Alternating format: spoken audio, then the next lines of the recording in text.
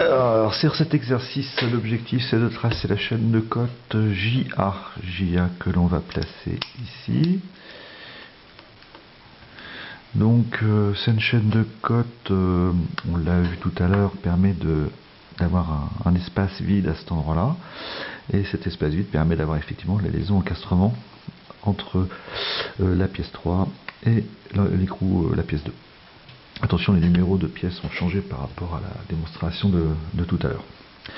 Donc le premier travail qu'on a à faire, c'est de détecter, puisque la direction de JA est verticale, il faut qu'on traite toutes les surfaces de contact entre les pièces qui sont horizontales. Donc j'ai une surface de contact ici,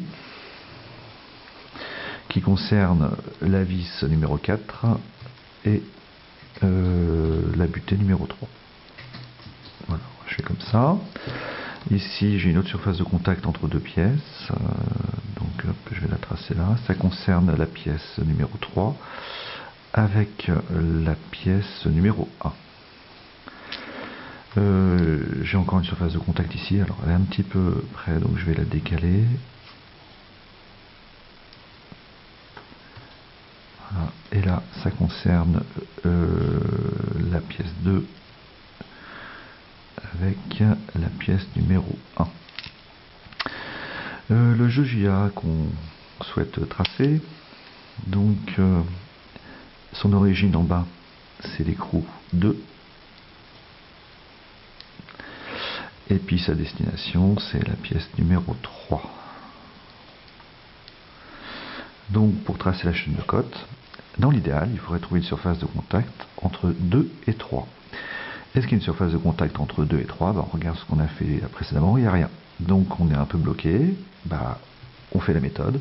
La méthode c'est, on part de la surface origine, et de cette surface origine, on doit trouver une surface de contact où il y a 2. Il n'y en a qu'une seule. Donc je vais descendre directement sur cette surface-là, j'ai pas le choix.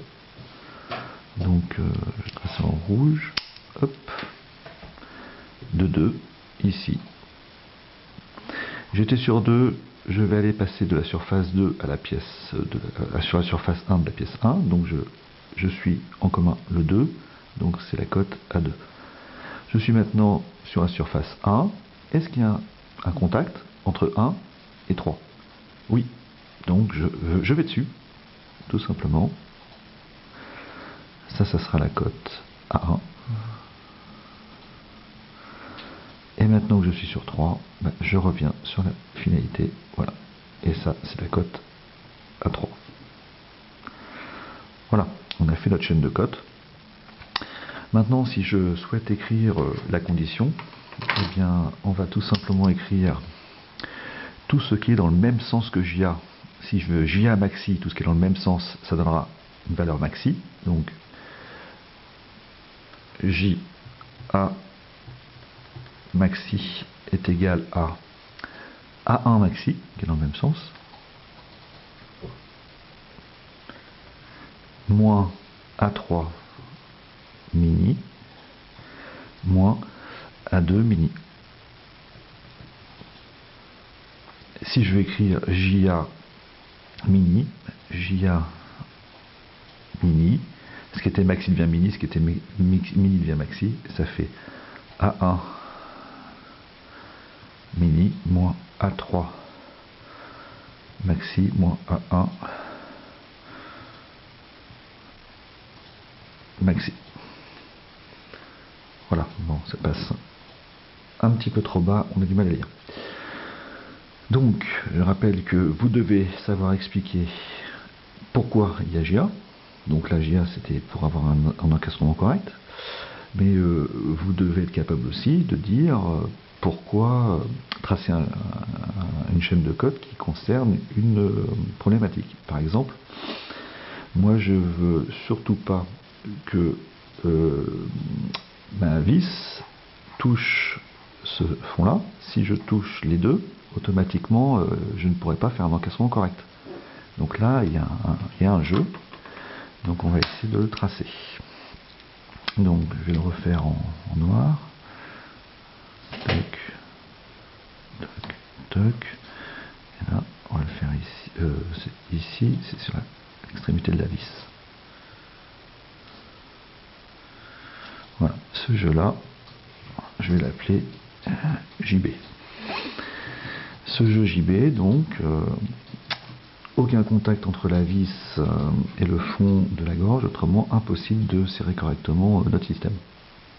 Donc JB, il est porté à l'origine par la pièce 1, et ensuite la destination, c'est la vis qui est la pièce 4. Si je veux tracer ce jeu, je dois essayer de trouver une surface de contact entre 4 et 1.